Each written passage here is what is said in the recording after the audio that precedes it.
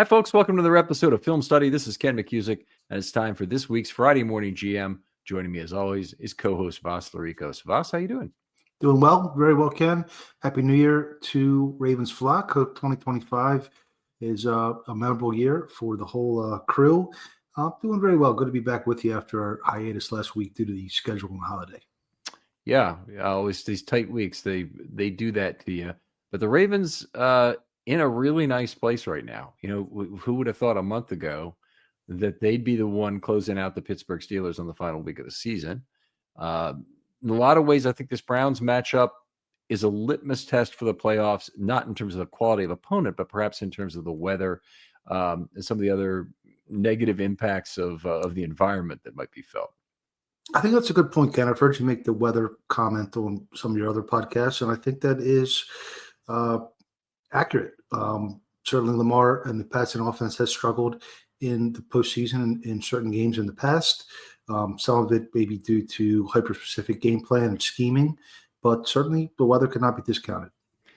Yeah, and of course, if Lamar can't throw the ball accurately and effectively, then the run game follows. As much as saying, well, we shouldn't be effective because we've got Derrick Henry.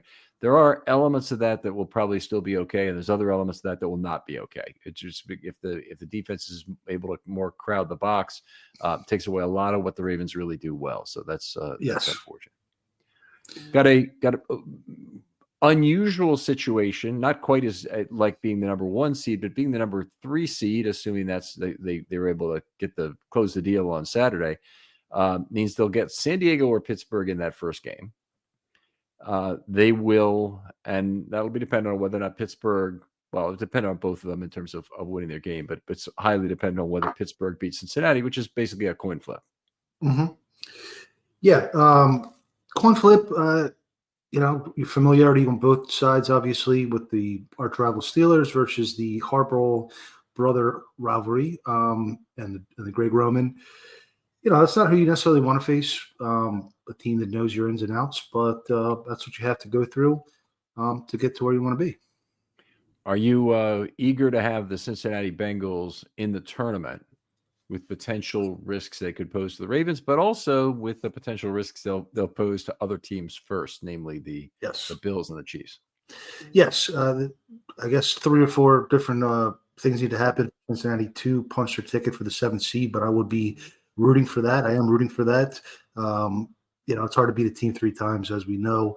But the Ravens, I think they're going to shred their defense, and the more home games, the better. I'm one of those fans that wants as many home games as possible, not from a season ticket perspective, just from the advantage that gives to the team. Yep, both for me. So, I really want those home games. It's kind of an easy one, and we go to every playoff game, but there's a large contingent of Ravens flock out there who goes to all the games home or road. And it's a really easy postseason to schedule for you. If you look at the second week, Buffalo, the Ravens are likely at Buffalo, but if not, they're home against one of Houston, Pittsburgh, or San Diego. It doesn't get much easier than that. If they happen to get lucky and Buffalo loses, then they'll definitely be at home. There's no questions asked about somebody else losing a game or whatever. They'll be home. And then the third game, the AFC Championship game, they're either at Kansas City or they're home. Those are the 2 possibilities. So it could be any number of last teams that would be standing at that point. But it's really simple to make travel plans. And I don't know if you're out there, people who do the Southwest route, and it's a really easy way. If you've got a lot of miles on Southwest, it's a good way to use miles, and then you can take them back. There's no penalty for doing so. So it's a really good way to plan your playoff football travel if you want to. Sure. Just on the topic of KC, they seem to be hitting their stride, much like the Ravens towards the back half of the season. Hollywood Brown gives them that tertiary threat that their passing game, and Xavier Worthy's coming on. Just looking at the whole entire league at large, KC and Philadelphia are the 2 teams that I think match up best against the Ravens, A game versus A game. But I believe if the Ravens bring their A game against any other team, they have the advantage. Completely agree. Those are the 2 teams, and in fact, you can include the Ravens in that group, and I think you've got the 3 teams most likely to win the Super Bowl right there. I think Detroit, Minnesota have their own problems, including the competitive component that will be resolved on Monday. That will be resolved on Sunday night, I should say. And the Ravens, I believe, and this will be true if they follow the format in the past. They will avoid the Monday night game by virtue of being a 3 seed. But if they fall to the 5 seed, then they might have to play on Monday night, and that would be really bad. They probably will still play early, and the Texans often get that first game. But it would be really bad if they had to play on Monday night. Yeah, I think the Texans probably get the first Saturday, low. What's the term I'm looking for? Just not quite the juice. And the Ravens with Lamar and all their Pro Bowlers, which we'll get into, they have the star power. So they're slated for the prime time, all eyes on me island type of game. Yeah, absolutely. I think that's the way it'll play out again. And probably Tampa Bay in the NFC makes the slightly better 4-5 game to put on Monday night. Mm-hmm. So we'll see how that works out. In a lot of ways, this kind of feels like a road version of 2023. Don't know if you happen to listen to the Aaron Schatz episode, but he's basically, his DVOA formula has this team only one spot behind the 23 Ravens as the sixth greatest ever in DVOA history. And it really feels like this team is almost as good as they were last year. Probably better offensively, not as good defensively, not as good on special teams, but in aggregate, right around the same level. Defense really coming on at the right time. You can make the argument that the second best defense in football, and I think it's really hard to make an argument that they're less than the sixth best defense in football right now. Mm-hmm. Different composition, the 23 team. They were more stout defensively throughout the season. But the Ravens, this, in my opinion, is the best passing offense they've ever had, maybe going all the way back to Testaverde. Mm-hmm. And I did a little bit of a cursory study into DVOA and how it correlates to winning championships. And the most important phase by far, even in the postseason, even in weather, is passing offense. So I'm bullish. I'm certainly bullish.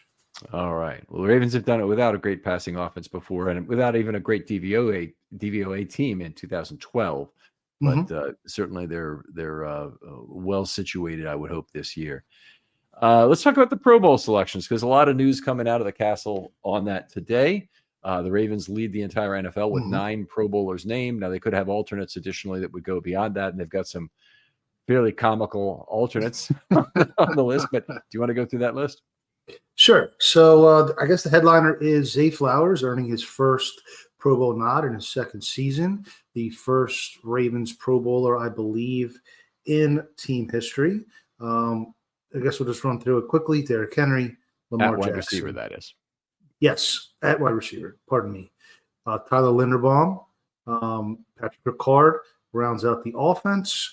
On defense, Nnamdi Madubuike, Kyle Hamilton, Marlon Humphrey, who in my mind should be in line for All-Pro honors this year, and Roquan Smith. Yeah, so of that group, would you think that Jackson, perhaps, I would think Hamilton and Humphrey would be the most likely All-Pro 1 candidates out of that group. And Henry as well. I think Henry, well, I guess Saquon's one, but he's Barkley 1A. is the problem, yeah. Yeah, I think don't they have multiple running backs, though? Don't they pick like 2 or 1 in each conference or something? I think they have that. So I think they have like a flex spot. So maybe Henry can, maybe that's only on defense. I don't recall. Honestly, I don't get too enamored with the Pro Bowl myself. A little bit surprised that Roquan made it this year because he's not having, in my mind, a Pro Bowl year. But, we'll take the honors. Have some negative impact on future salary cap management, however. Yeah, absolutely. So the year 5 option in particular is directly impacted by the thing, which affects 3 players in this group. It's at least 3. Flowers, that impact is out there in the future. But as soon as you make 1 Pro Bowl, pretty good chance you're going to make a second. And that's unfortunately what happened. Oh, not unfortunately. It's fortunate that it happened to Linderbaum and Hamilton, which means their year 5 option cost goes through the roof. In Hamilton's case, they'll sign up to pay it. In Linderbaum's case, it really is forcing the Ravens to make an early move on a deal. And I'm not sure that they weren't already in that position. In fact, I think they were already in that position, but this makes it a sure thing because they won't pick up that 5th-year option on Linderbaum. They'll have to sign him to a long-term deal. Yeah, I mean, if you picked up that option, you'd be paying him top 5 left tackle money, and you just can't afford to do that with the center. Hamilton certainly well deserving. I think for my money, he is worth the market-setting contract at safety. He's shown the ability to do both, play in the box and play on the back end now the last few weeks. But it gives all the players bargaining power, really. I mean, if the Ravens went to Roquan next year and said, we want you to take a little haircut, Roquan's going to say, well, I just made the Pro Bowl. What do you mean haircut? You know? So it's a double-edged sword sometimes with the Pro Bowl.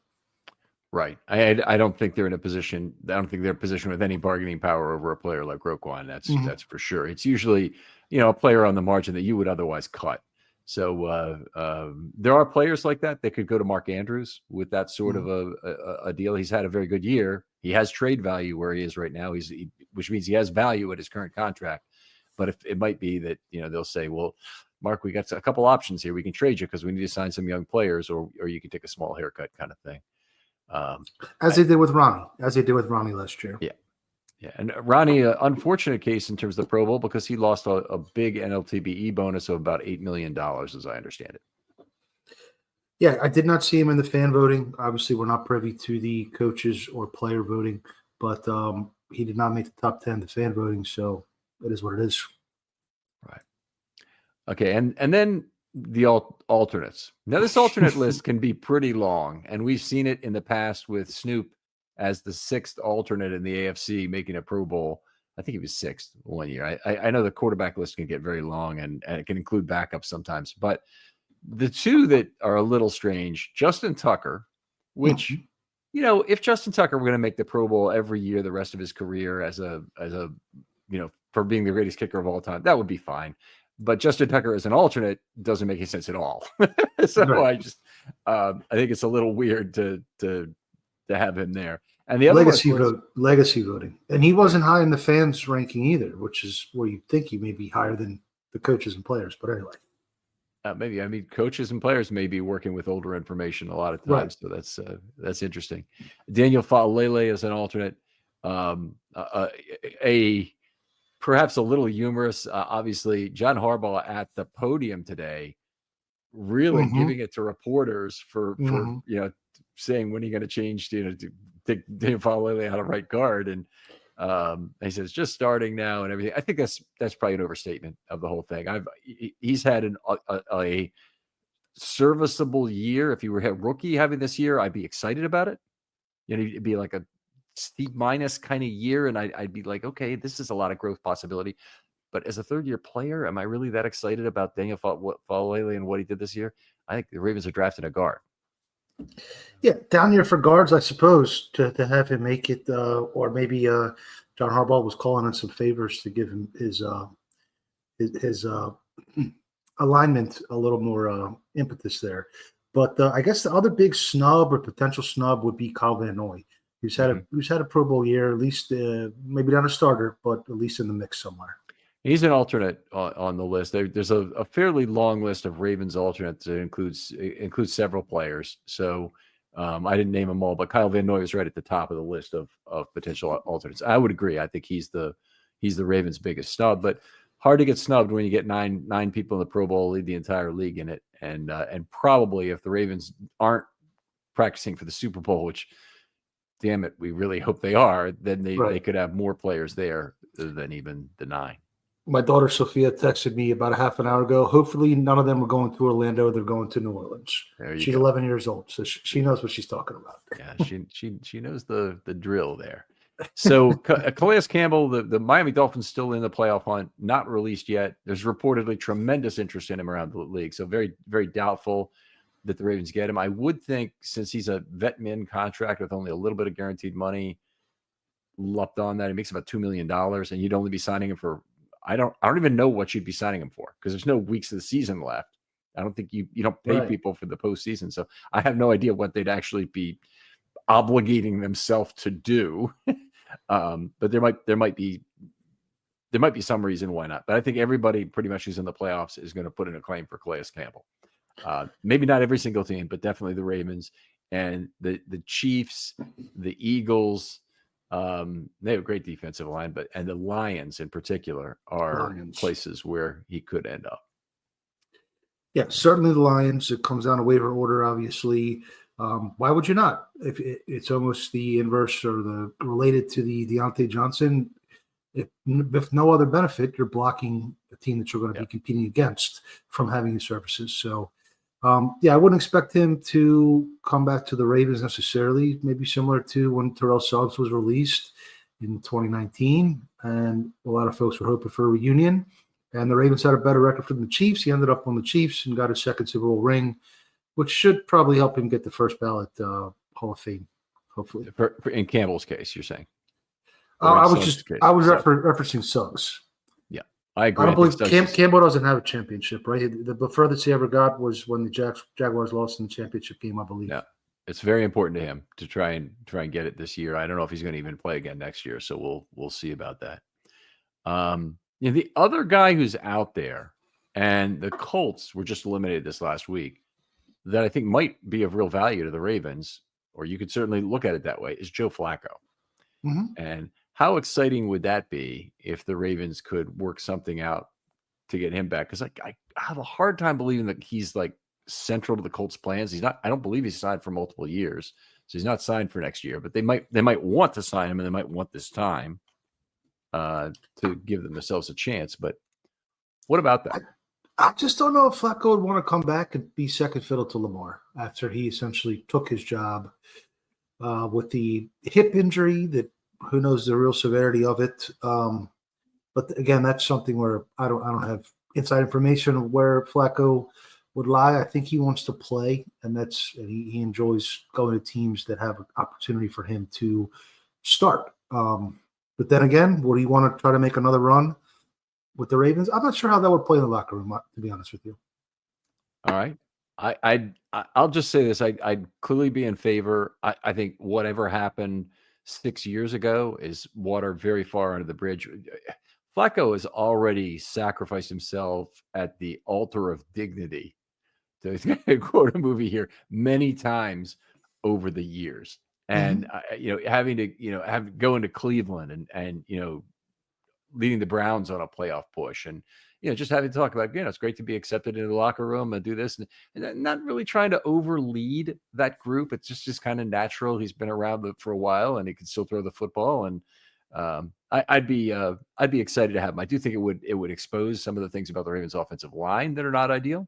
Yes. To have Joe Flacco back there. But on the other hand, I think if you're forced into a situation where Josh Johnson has to go in for Lamar Jackson, that's a hell of a lot worse of a prospect. Yes.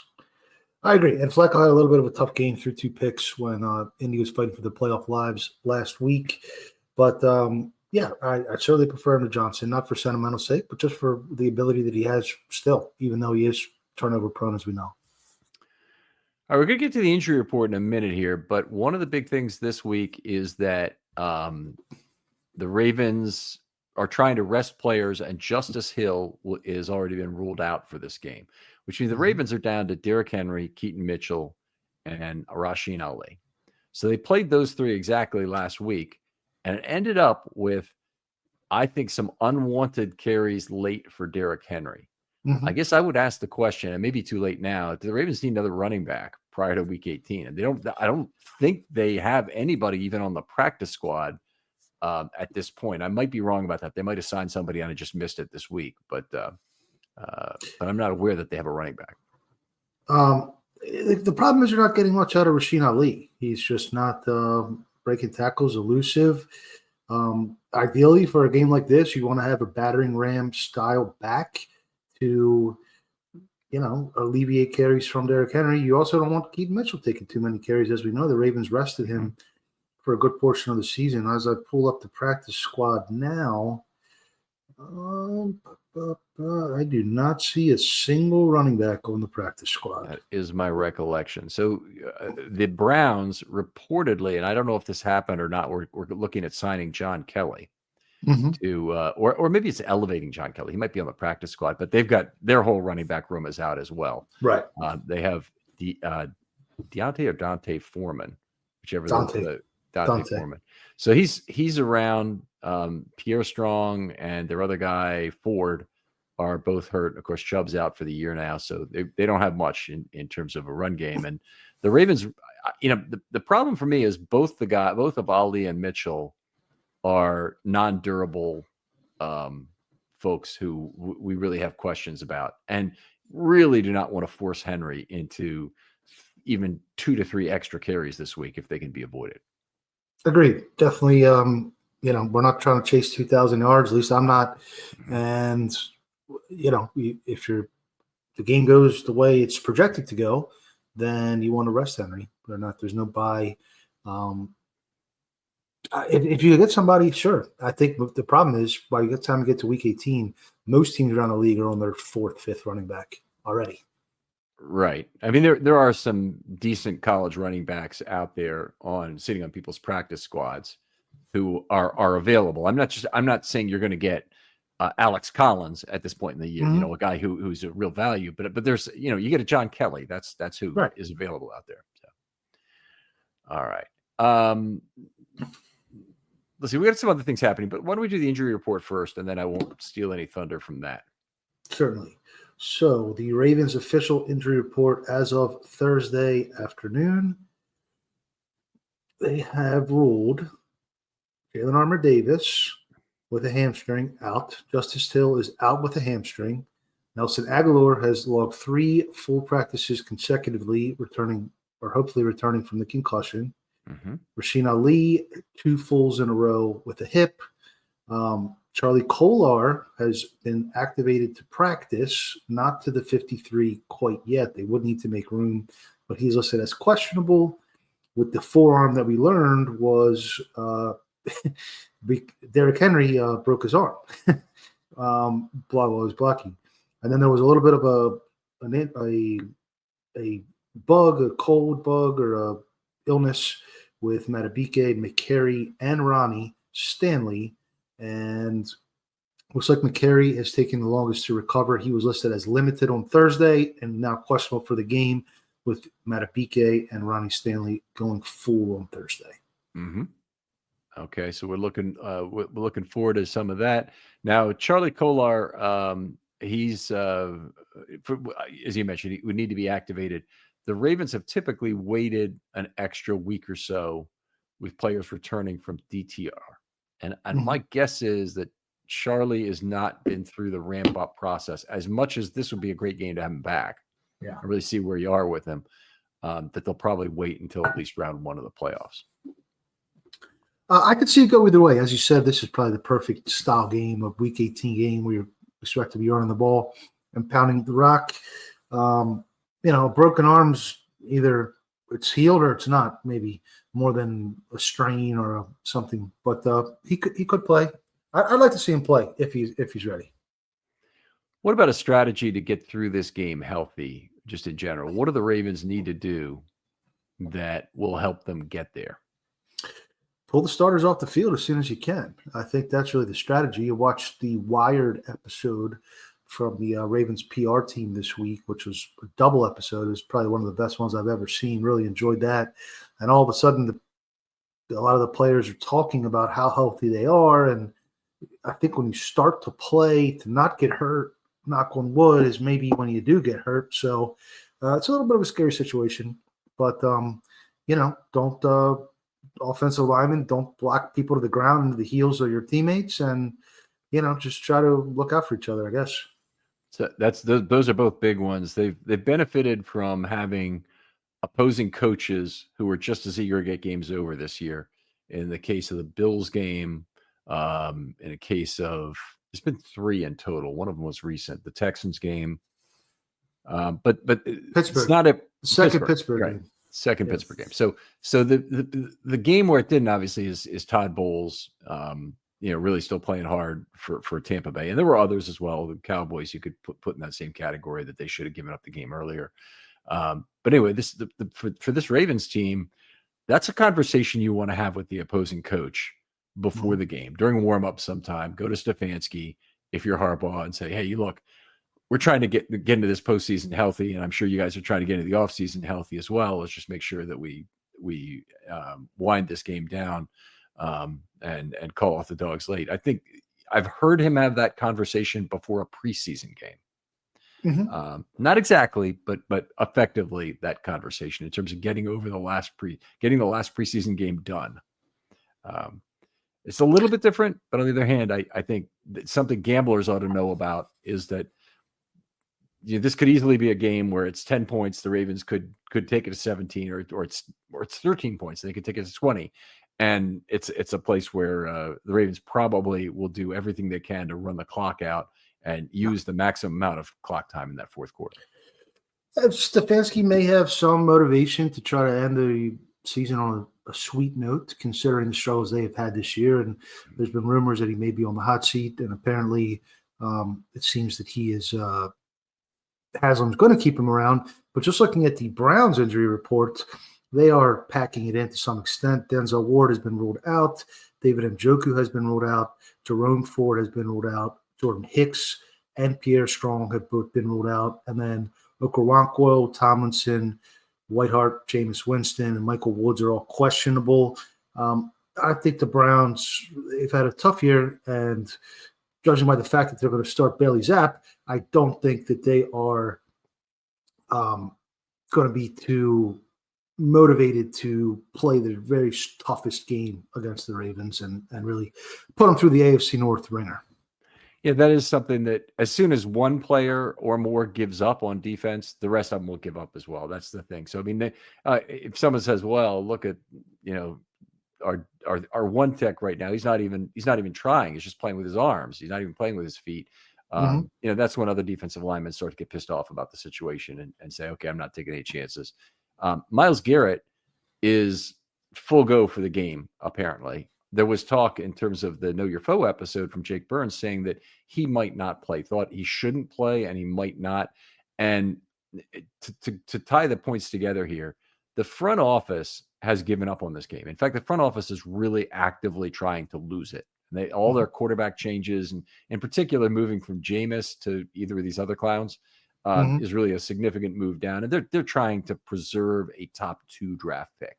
And if they get that, they can address their quarterback concerns, and it's the easiest possible end to the Watson era to do so. Watson may still be around for financial reasons, but he's not going to be the starting quarterback, or he will be that only for a temporary situation if he's back at all.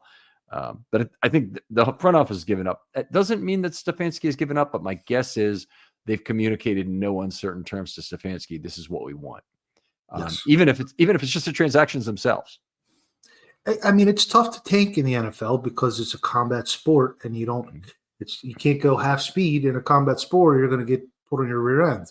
The only team that really executed it well a couple years back was Philadelphia, who benched their starting quarterback, put another quarterback in, lost the game, and ended up getting a higher draft pick and traded back, and that's kind of helped them create one of the most talented rosters in the league. But I really can't, throughout the years, that's really the only example I can ever think of a team actively tanking and it actually working out for them. Okay. I mean, other 1-31 teams like the Browns or the Detroit Lions or anything like that, or I mean, they weren't, I guess those three teams were not at risk of losing the number one overall pick. They had it locked up already. Yeah. So they're in that bit. But it's an absolute bloodbath for the number one pick right now with the teams. I think the Raiders are in position now, but the Giants were in position before and they blew it by winning. And they can't get a quarterback now. And the Patriots, I think, are still in the mix potentially, and they might want to trade back if they want to keep May. It'll be interesting to see how that all shakes out. Yeah, I mean, just the notion of trading back, if you have one of the top 2 picks and you can trade that pick, tremendously valuable. You get multiple number ones often for that pick. It's incredibly valuable. And I think the NFL is getting close to a point where they really need a lottery system to mute that advantage. Already the NHL has it and the NBA has it, obviously. Baseball doesn't, right? They still don't have it. Yeah. But baseball, you're 3 years out from the draft when the players most of the time take the field. So yeah, it's a little bit different ballgame. All right. In terms of inactives, you expecting to see anybody else different? Because the one guy I was thinking about was Tez Walker and whether or not he might be inactive for this game to try and get an additional running back, and particularly if you have a windy game. I wouldn't see that as a great opportunity to get Tez on the field. Well, I think receivers probably the room to take from because you don't need to dress 6, but maybe one of the headliners with with Denzel Ward out, you want to say, well, maybe Bateman needs another. He could benefit from a week off his foot that he sprained a couple weeks back, maybe. I mean, to me, it's a little bit of a glorified preseason game. The NFL, the way they flex the schedule, so the Ravens don't know if they need to win before they play, and Cincinnati doesn't know if they're eliminated before they play. So that's the way to build the drama. It didn't quite work out perfectly for the team, but I could see, wide receivers, maybe even Marlon Humphrey potentially, if you feel that confident going in that you are going to be able to take care of business. I don't think you can deactivate Marlon Humphrey, but you can sit him during the game. I wouldn't see him as an inactive. Another guy who this could be a last opportunity at playing time would be Marcus Williams. You obviously don't want to put him back on the field and give yourself a chance to lose the football game. But the Ravens have some, a couple safeties. They really need them to be healthy going into the postseason.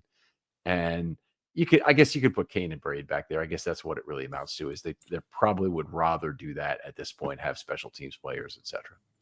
I'd rather put Williams back in and see if he can find his footing a little bit in case you do need him as a third safety at some point. Never give up on talent, is some of the personnel men say. So that's my take on it. But it seems like he may have been doghoused for the remainder of his tenure. We'll see. Yeah.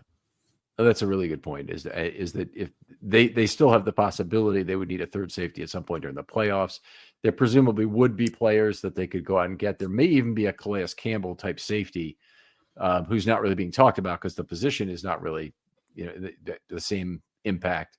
But there might be such a player available before the during the postseason if they needed to. Mm-hmm. All right. Yeah, we'll see. It's still moving on. Who would you look to release or waive if Kolar is activated? I think probably Welch would be the guy, and they may need him for special teams.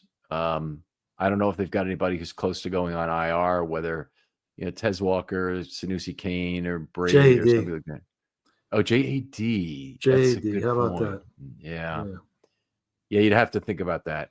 And did JAD practice at all this week? DNP limited with hamstring. If you close the door on him, he's done for the year. Is the problem with that? They can't DTR him. They might be able to get him back for the Super Bowl, but they'd basically be committing to Tampa in that spot. I wouldn't really have a problem with it if they think he's that kind of hurt. I also wouldn't have a problem at all cutting Welch, and because I think he's easy re-sign and you can elevate players from the practice squad, and then you're not limited in any way elevating players during the postseason. Agreed. I would prefer Welsh, but if JD, his contributions have been so limited to this team, you wouldn't necessarily want to trust him for any playoff time if necessary at that point either. All right, let's take a quick look at some of the questions from hashtag Film Study mailbag.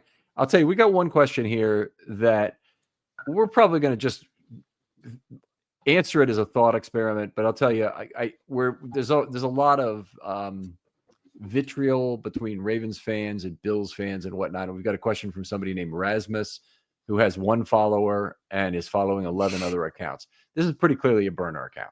Okay. And that's what I look at when I see this. If you got less than 50 followers, probably a burner account of some sort. Yes. So he asked the question: assume one position group folds in the playoffs. What group is most likely? Now, it's an okay question. I just don't want to, we're not going to give time to a Bills fan for this particular thing. But where would be your biggest concern in the playoffs about something not going right? I would say the offensive line. We've seen several playoff runs during Lamar's tenure derailed by offensive line having collectively a very tough game. And to me, if the Ravens are going to lose a playoff game that they should win, it's going to take a combination of a head coach that can exploit the pass defense between the linebackers and safeties and take advantage of the offensive guards in particular on the Ravens roster. I think those are the two weaknesses that they have to work to bolster. Okay. All right, I'd buy that too. And usually that's the root cause of anything that might go wrong with Lamar, or Derrick Henry, for that matter. If he were to have an unproductive game, and Derrick Henry's had unproductive games during the playoffs, in particular, most notably against the Ravens. Mhm. In terms of not having a single first down in that 2020 game. The game after they beat the Ravens in 2019, he went to Kansas City and had a really tough game too, if I recall. Ravens certainly have had that before with Jamal Lewis in 2003 against the Titans. They haven't necessarily been able to run the football the same way. Of course, they didn't have Lamar Jackson way back then, and hopefully he's not the one who would take a downturn. But if I was most concerned about one player from a weather perspective, other than Justin Tucker, who I would be concerned about from any kind of high wind situation, it's Lamar. I mean, he is the player who I am a little bit fearful of, being that same player in the postseason. All right. I think that's fair. And on the flip side, Lamar, this is the best season. I don't have the stats in front of me as far as sack avoidance from Lamar. He's always been a terrific scrambler, but as far as extending the plays, this is by far his best season. Yeah, he's been absolutely fantastic, and I'll just be happy when the MVP voting is all complete, so that this discourse here can stop. But it's certainly been. I think there's a lot being missed by the current MVP voters, with the big one being that people do not really understand the Lamar Jackson effect. Yes. The notion that he makes every player around him better, and not to pick on Aaron too much, but for Aaron to say, but Josh Allen does that too, it's bullshit. It's absolute fucking bullshit. Yeah. Lamar Jackson's way up here in terms of affecting success rate of running backs, and I don't know that Josh Allen's ever had a positive impact on success rate for running backs. You can probably find examples, but he's not. None of the really good examples involve any Buffalo team since 2018. None of the top 50, 51 years for success rate. So anyway, I think that, no, I agree. I agree with that completely. Allen poses a different threat as far as a runner, being able to pick up tough yardage between the tackles. Lamar makes you, opens up explosive plays for running backs. That's a notable difference to me. Yeah, it's the misdirection that the Ravens offense gives you. That's something, this is a big litmus test on Saturday, is can they maintain all the value of that misdirection with whether or not being great? And it's a Browns team. They don't have JOK. They don't have some of the weapons who would really help them against a quarterback and a running offense like this. But they still have competent defensive players and decent edge setters. And it's a legitimate concern. And I would never take an NFL game lightly. Even this one with a 17.5-point margin. I think the Ravens are likely to convert it because they know how to convert such games. So they generally do not blow them. They're 26-0 under Harbaugh with 11.5-point plus or 11-point plus. And I don't think there's a high probability of them blowing it. But on the other hand, that laser focus is really needed even for a game like this. Yes, agreed. Hey, Cleveland still has a lot of talent on defense. They were one of the top 3 defenses in the league last year. Let's go to Adam Minakowski's question on Twitter. # Film Study Mailbag. How do the Pro Bowl announcements today affect the priority list for contract extensions, Ken?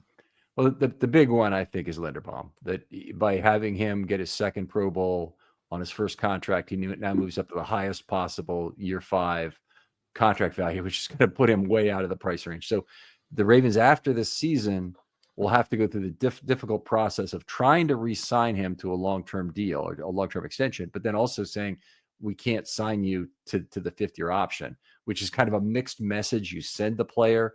They did talk about maybe being willing to sign Patrick Queen. I don't think he was ever in the plans. I think once they signed Roquan, they were basically done with Patrick Queen. In the case of Linderbaum, they want him. They absolutely want him to keep him. But the second Pro Bowl complicates the 5th-year option. And honestly, I think it was probably already at a point where they weren't going to be able to pick it up. But now, to my mind, no way can they pick it up. He becomes a must extend. And that probably moves him ahead of a player like Travis Jones, which is really bad because I think Travis Jones is critically important to the Ravens. But now Linderbaum probably moves to the top of the Ravens list as I was here. Yeah, got to pick your spots. You can't overdo it on cornerstone contracts. You can't. At some point, you have too many, and the middle and back end of your roster suffers. Another player I think that Zay Flowers making the Pro Bowl, that makes it more likely that he's extended after his third season than his fourth season, in my opinion. I would agree with that, and it'd be very difficult, I think, on Lamar if Flowers were not extended. I think it's something that he'll be an enormous proponent of. He'll probably be a big proponent of Linderbaum as well. I noticed Linderbaum won the Media Nice Guy Award as well, which it's a nothing burger as far as I'm concerned. But the reason I thought it was kind of funny was that he's the guy who absolutely refuses to do interviews with Humphrey on the plane. Right. Not the internal media, the external media nice guy. Right. Well, he's a stand-up guy. I do think there's some value in the player that will stand and take questions after a tough game instead of hiding in the locker room. So, with all these star players, you have to maybe think of where are you going to save, and is that not offering Faalele an extension or an Darius Washington extension potentially? A lot of moving parts. Obviously, Eric DeCosta has some long-term salary cap planning in the works, but they've drafted well, especially in the early rounds, especially in the first round, and you can't keep them all, as you always say. Right. So one of the questions, I guess, one of the other pairings would be, what do you do about the pairing of Humphrey and Andrews? Because before the season, it seemed fairly obvious one of the two of them was not going to be playing here. Now they both played well. Andrews has not been quite at historic Andrews level, and he's getting a little bit older, had some injuries he's dealt with. I think there are probably reasons why the Ravens would like to move on earlier rather than later. Or a year too early rather than a year too late kind of thing. Yep. But they also, with Humphrey, I think they're at a point where they have to extend him as well. The cap hits are big, and he's a hell of a player. And I think we've just gotten a taste this year of what a good safety he's going to be when the time comes. And I'm very optimistic about his future. Best Ravens defender since Terrell Suggs, Marlon Humphrey, in my opinion. And he's out of everybody on the team besides maybe Tucker and Lamar, I think he's Ring of Honor ready, right up there with the best of them. Ready right now, yeah. I mean, there are other players like Hamilton, for example, who will be there in time. But yeah, and if you're forced to make a decision on one cornerstone contract but not the other between Hamilton and Humphrey, how are you moving on there? And let's frame that up, because it's not fair as it is right now, because Hamilton's cheap now, and they're gonna have him through at least the fifth year, even at the inflated price. He'll still be a bargain at $20 million. But the question is, would you want to have, let's say, Humphrey at $20 million for 2 years extended on that contract, or would you want Hamilton for an extension that takes him 4 years and maybe about $90 million? Added to what he's already, effectively signed for through year. That might even take him from years 6 through 9. I would look at that as. That's really tough, Ken. Can I trade Roquan instead? Yeah, it's unbelievable. And I don't know. Those two guys, they're the two cornerstones, really, and Matabike and hypothetically Travis Jones. That's the core of the next 3-4 years, as I see it, at least. Right. It is an incredible tough thing, and this is what you do when you draft well. Garnett West put a great thing out there about asking, how would you grade the DeCosta era number 1 picks? And it's a terrific group. It is an unbelievably good group. He's not missed on any player badly. And every one of them has been big value because they've all been back end of the first round guys, with the exception of Hamilton, who's the best of them all. So right. Queen would be the one, maybe, that you would say, because you didn't get high-end first-round production until about 2.5 years in, and you needed to bring in another high-paid linebacker to mine that production. But, yeah, it's been a great record. I think, I don't think anything's really going to rival Ozzy's 96 through 2001. 4. After one, even, because you had Suggs and Reed back to back, right? So I don't know if anything's ever going to rival that, but it's definitely been a really good run. Yeah, it's remarkable. What even made that 2000 Ravens team remarkable was Ozzy's incredible streak of free agent signings. Oh yeah. Because you could have a great run of draft picks, and you know the Steelers and the Packers have been three teams with the Ravens have been the three teams that have really dominated the NFL draft since '96. But and you can look at that a number of different ways. You always come up with those same three teams at the top of your rankings. So, but what the Ravens did in that era with the number of consecutive hits they had with free agent signings was remarkable. Yes, no question about it. I'm glad we got to see it. Unfortunately, some of the younger folks, Ravens flock, weren't part of the fun there back then. Yeah. Adam, thanks again for sending in a question. We encourage anybody to do that. Adam's been on the show on shorts before, but would really appreciate anybody introducing yourself to the show with questions in hashtag Film Study Mailbag. Voss and I love to do them when we have the option. Voss, any new news on the restaurant? We are scheduled to open later this month. So we are getting through the approval process with the permitting, punch-out list, menus are finalized, staffing's coming together. Very excited to be able to open this new venture, Fiamata Restaurant and Lounge, 2900 Baltimore Boulevard in Finksburg, Maryland. You can check out our website, thefiamata.com, for the menus. We should be up next week. So it's been a long process, and we are very excited that we're ready to open our doors and serve our creations to the clients. I'm looking forward to it. I'll be out there one of the first nights, I guarantee you, with some other people from the Ravens podcasting community and whatnot. But we're looking forward to the restaurant. We've been talking about it for a while now. Thank you. Other folks out there, hit us up always with hashtag Film Study Mailbag. You want to do something nice for the show, tell somebody else about it, show them how to play it from the website, or write us a 5-star 50-word review if you don't mind. All those things help drive traffic in good ways. For Voss Larikos, this is Ken McCusick saying goodbye, and we'll talk to you next week on Friday Morning GM.